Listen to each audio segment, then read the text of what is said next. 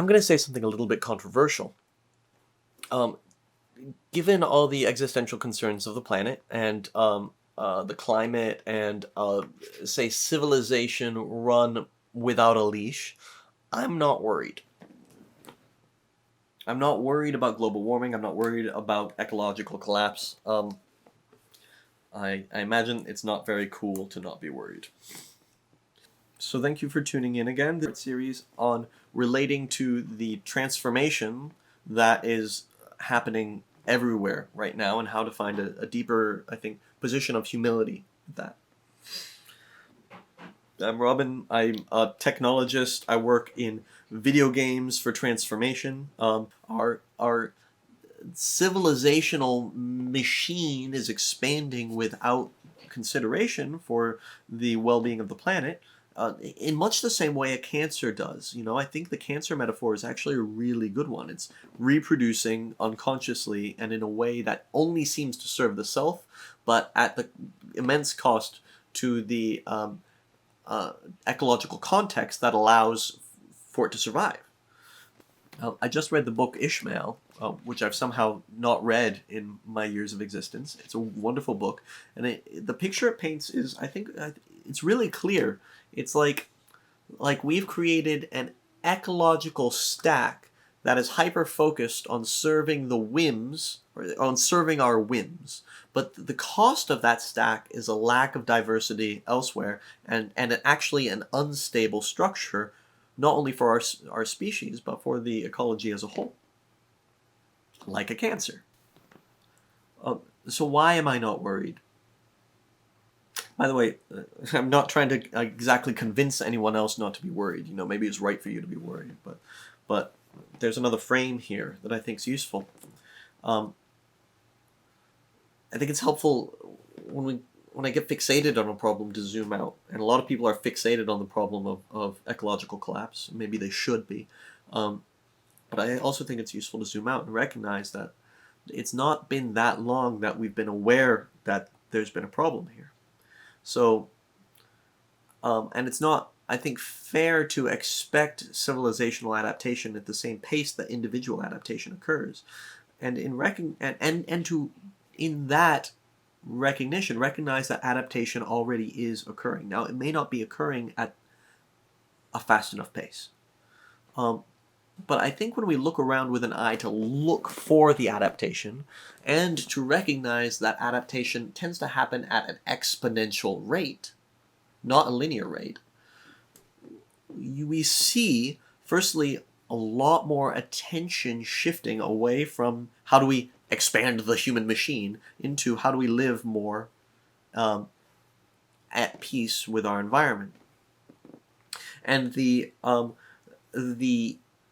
identities and personalities of so let's say those power structures that are still serving the human structure and that pyramid, that unsustainable structure, that stack, the stack that serves human whims, those people are beginning more and more to stick out like a sore thumb.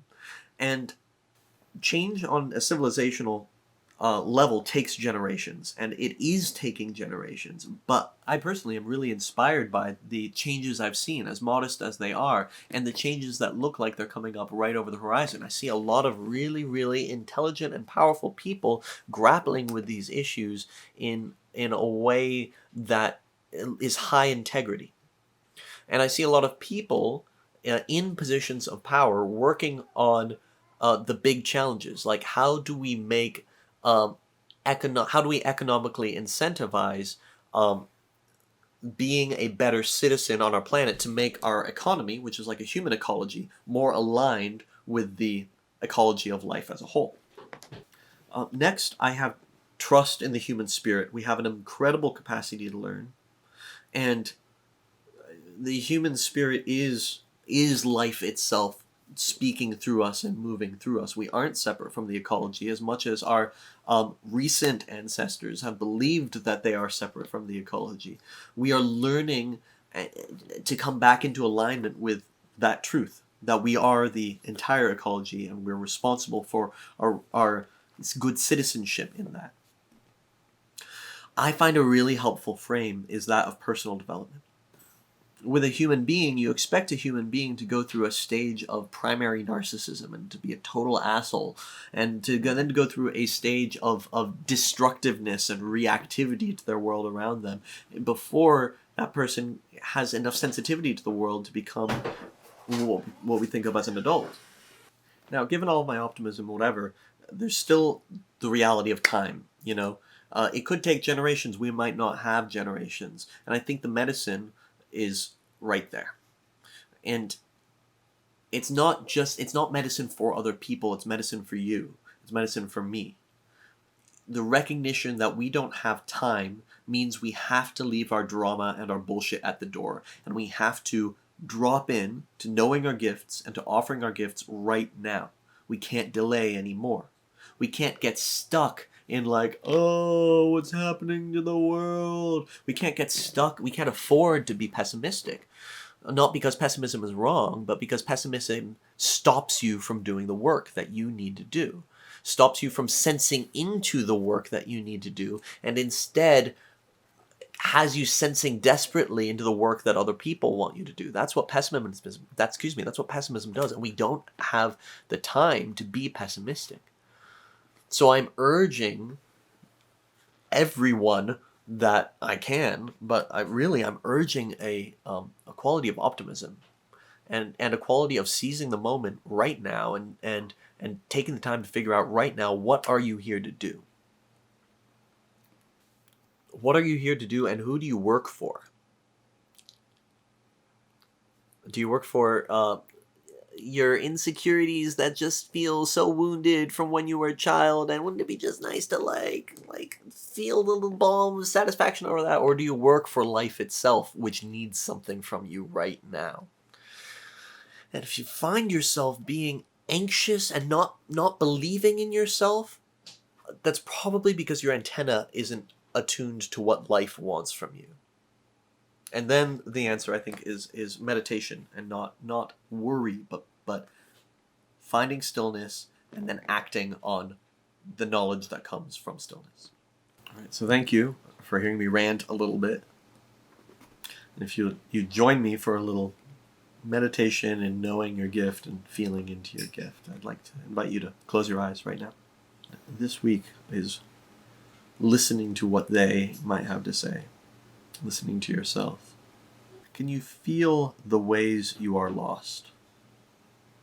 Can you feel the ways you are confused and stuck? You might be able to recognize it by a quality of resentment.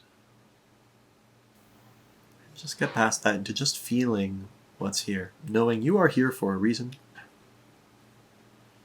We all forget that sometimes, or we get co-opted by someone else's purpose, which is fine. I am open to knowing my purpose, and I am open to that purpose being huge.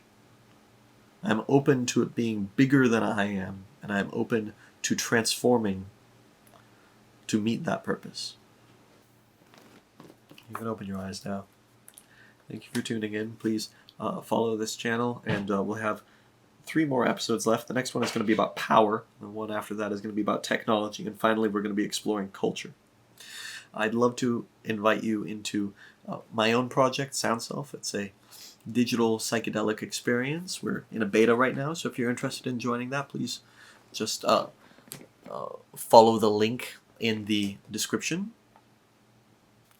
If you are in Austin, we are working on the MAPS conference, which happens on the 1st to the 3rd of November. MAPS is the Multidisciplinary Association for Psychedelic Studies, and they're doing really good work in the world, and it's amazing to be a part of, and I hope to see you there. Thank you for watching.